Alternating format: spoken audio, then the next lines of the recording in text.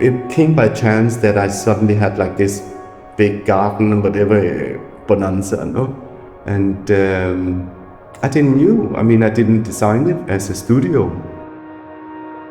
But then suddenly, I think it became a studio, but not in a weird way, because I'm not a studio artist. I miraculously did all the exhibitions I've done in situ.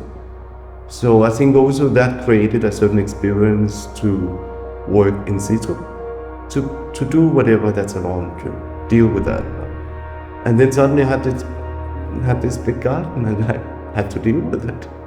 And then I inserted like all my crazy, not crazy, but whatever I do as an artist into the context of the garden, you know.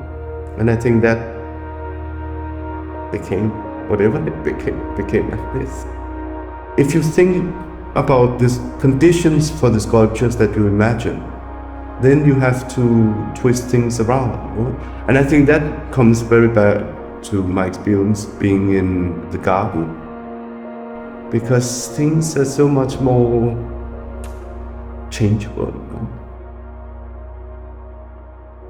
Interestingly, I think actually the way that I work with gallery spaces, whether it's museums or commercial gallery, whatever space, the artists run spaces, I always use it as a studio to test out possibilities. No? And I always had like this idea that I'm probably having a next show, so it probably gets better next time. So it's always in between, which exhibitions are. No? Bronzes also started.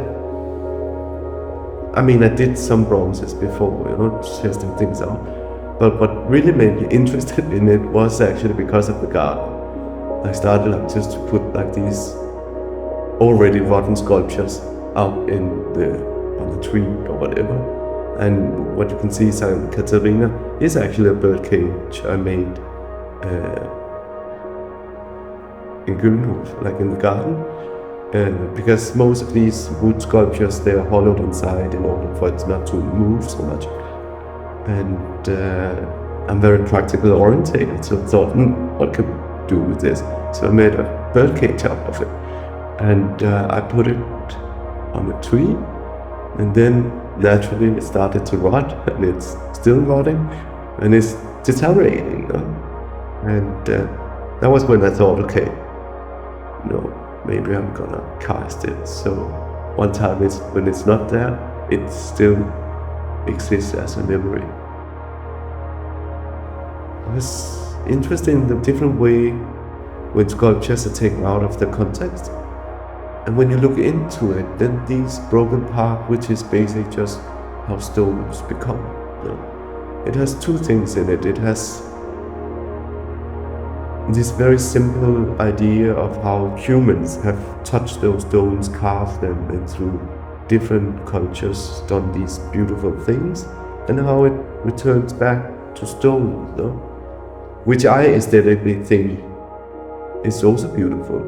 But then it carries all the scars with it, which I also think is actually beautiful in its all its complication.